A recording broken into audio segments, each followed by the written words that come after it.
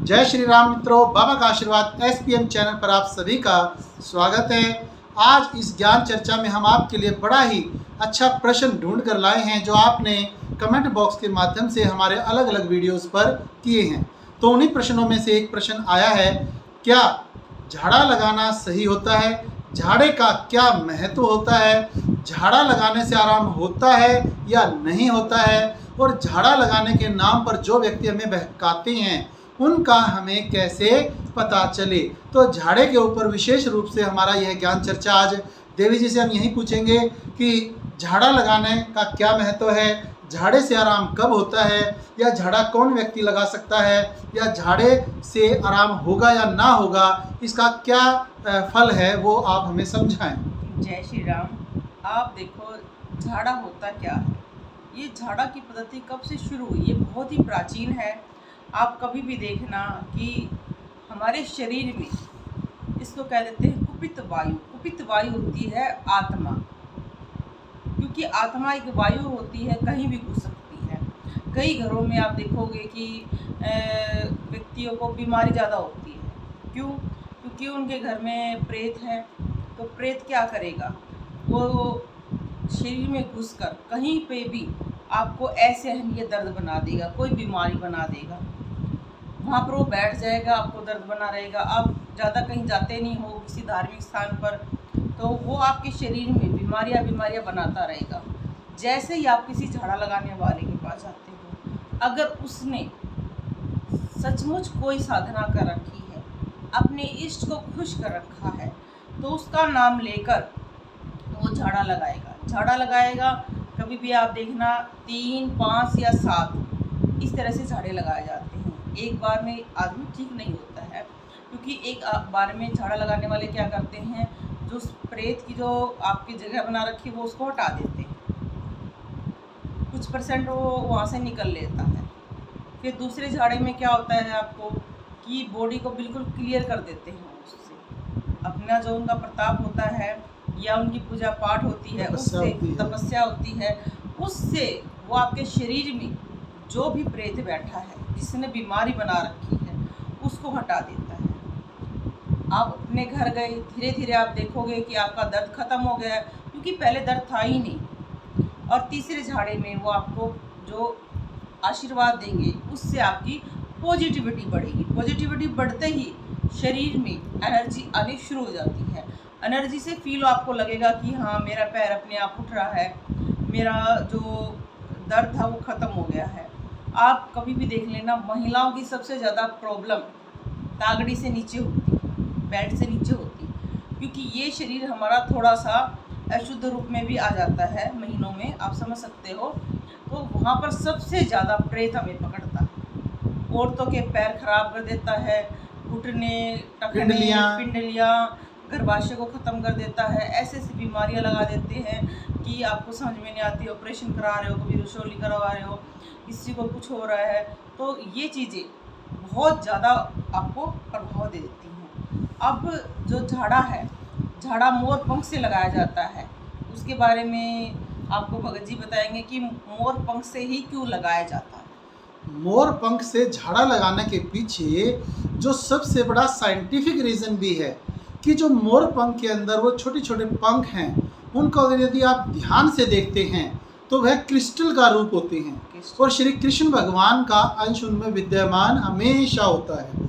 तो जब मोर छड़ी से झाड़ा लगाया जाता है तो मोर छड़ी हमेशा देव के चरणों में या देव के ही बाजू में रखी जाती है। वहाँ से उसे देव स्थान के ऊपर उपस्थित रहने से बहुत ज़्यादा पावर, शक्ति प्राप्त होती रहती है, और उसके अंदर स्वतः ही देव गुण भी पाए जाते हैं, जिससे कोई भी प्रेत योनि हो या किसी प्रेत का साया है, किसी भयंकर आत्मा का साया है, तो शरीर के जिस भी स्थान पर उसने अपना घर बना करके दर्द दुख करना आरंभ कर रखा है, तो मोर छड़ी का झाड़ा लगने से आपके शरीर में जैसे ही मोर छड़ी छू जाती है तो वह अपनी शक्तियों का संचार, जो पॉजिटिव एनर्जी है, उसका संचार इस प्रकार से आपके शरीर में कर देती है कि जो नेगेटिव एनर्जी होती है, भूत प्रेत आत्मा, पिंड पिशाचनी, ये दक्षिणी कोई भी यदि नेगेटिव ऊर्जा आपके शरीर में विद्यमान है तो वो वहाँ से धीरे धीरे पलायन होना, अपना स्थान छोड़ देना आरंभ कर देती है। और धीरे धीरे 3 झाड़े में, 5 झाड़े में, 7 झाड़े में, 11 में आपको किसी भी प्रकार धीरे धीरे यदि वहाँ पर फर्क पड़ता जा रहा है, आराम हो रहा है, तो आपको जरूर पूरा का पूरा फायदा हो जाएगा। लेकिन आज कलयुग के ज़माने में आपको सिर्फ सब्र रखने की आवश्यकता है, क्योंकि आजकल हर व्यक्ति ये चाहता है कि कितने ही पैसे लग जाएं लेकिन एक झाड़े में तुरंत आराम मिल जाए। अब देखिए, बहुत से ऐसे धाम हैं जहाँ पर जन्मजात जो व्यक्ति अपंग थे वो जाते ही एकदम से खड़े हो जाते हैं, उनके सारे अंग काम करना शुरू कर देते हैं। तो वो कैसे होता है देवी जी, उस पर भी प्रकाश डालिए। ये जैसे जिनको घर में पितर दोष होता है या प्रेत दोष होता है या किसी का कराया हुआ होता है, कि जैसे हमारे समाज में आपस में बहुत ज़्यादा लोग जलते हैं, एक दूसरे पे करा दिया तो उसका जो बच्चा वो अपंग पैदा हुआ है, उसके शरीर में कुछ ना कुछ बनावटी खराबी आ गई है। जैसे ही आप किसी अच्छे धाम पर जाते हो, वहाँ की जो पॉजिटिविटी होती है वो आपको क्या करेगी कि बहुत ही आपके शरीर में एनर्जी लेके आएगी। एनर्जी आएगी धीरे धीरे तो वो जो बीमारी थी, कराया था, वो साफ़ होना शुरू हो जाता है। साफ़ हुआ ठीक हो गए हो। पर मैं एक बात ही बताना चाहती हूँ कि ज़रूरी नहीं है कि हर किसी को ही प्रेत हो या किसी ने कराया हो या उसके घर में पितर दोष है। अब देखो, एक हमारे जैसे जय हो काली कलकत्ते वाली, उनके एक भक्त थे रामकृष्ण परमहंस, उनके सबसे प्रिय बेटे माने जाते हैं। उनको गले का कैंसर था, तो किसी भक्त ने उनसे कहा कि आप मैया के दर्शन करते हो, मैया से मिलते हो, अपना कैंसर क्यों नहीं ठीक करवा लेते। तब उन्होंने माँ से पूछा, तब माँ ने क्या कहा, ध्यान से सुनो, कि बेटा ये तेरे पिछले जन्म का प्रारब्ध है और ये कुछ आपके बुरे कर्म थे जो पिछले जन्म के, अगर मैंने इस जन्म में आपको काट दिया ये, तो अगले जन्म फिर आपको मनुष्य जन्म लेना पड़ेगा। और मैं चाहती हूँ कि इस जन्म के बाद सीधे तुम मेरे लोक में चलो, तुम मेरे प्रिय पुत्र हो, कि थोड़ा सा कष्ट मेरे लिए सह लो। तो इस तरीके से जिनको, जैसे बहुत सारे लोग मैं सुनती हूँ कि उनको सचमुच बीमारी होती है शरीर में, उनको ना तो किसी का कराया होता है, ना ही कोई प्रेत होता है और ना ही पितर दोष होता है, और बीमारी होती है और वो झाड़े के चक्करों में पड़े रहते हैं। देखो, एक शब्द मैंने बहुत बार सुना है कि झाड़ा नाश कर देता है। वो कैसे करता है, ये बात आप ध्यान से सुनो। उस व्यक्ति को सचमुच बीमारी है, बीमारी ठीक होएगी दवाइयों से। अब उसने सोचा कि भाई देखो झाड़ा लगवाऊंगा ठीक हो जाऊंगा, उसने दवाइयाँ फेंक दी, अब वो सिर्फ झाड़े पे चल रहा है। देखो, उसको कोई चीज़ है ही नहीं, तो वो झाड़े वाला क्या ठीक करेगा बेचारा, वो भगत क्या करेगा, वो उसको पॉजिटिविटी ही दे सकता है बस।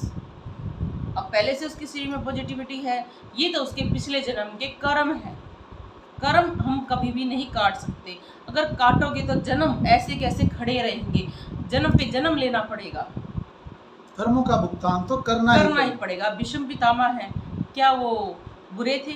नहीं, उनके कुछ पिछले जन्म के कर्म थे जिनसे उनको सैया पर लेटना पड़ा, उनके शरीर में तीर चले। क्या आज के टाइम में ऐसा काम नहीं हो रहा है? हो रहा है ना, हर किसी के शरीर में है वो डल रही, किसी के रात डल रही है, किसी के ऐसे सरिये डाल रहे हैं। तो ये हमारे कर्म है। तो किसी भी एक्सीडेंट में जैसे पैर के अंदर सरिये आर पार डाल देते हैं और कईयों के हाथों में प्लेटें डलती हैं, तो ये उसी भीष्म पितामह की तरह ही हैं कि कुछ दिनों तक उन्हें भी अपने शरीर के आर पार उन शूल जैसी चीज़ों को आर पार रखना पड़ता है, ठीक होने के पश्चात उन्हें निकलवाना पड़ता है।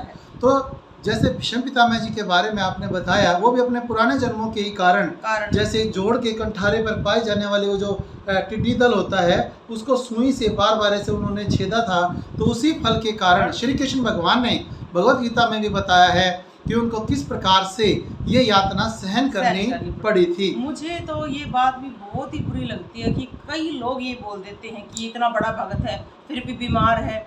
अरे भाई, उसने भी कुछ ऐसा जरूरी नहीं है, अगर हमारे 100% कर्म अच्छे हैं तो हमें जन्म लेने की जरूरत ही नहीं है। कुछ ना कुछ बुरे कर्म हम साथ करते हैं, जाने अनजाने में चाहे हों, कैसे भी करें, वो हमसे होते हैं। तो ऐसा नहीं है कि भक्त लोग बीमार नहीं हो सकते। क्यों नहीं हो सकते भाई? उसने भी कोई कर्म ऐसा कर दिया होगा तो वो बीमार हो गया है।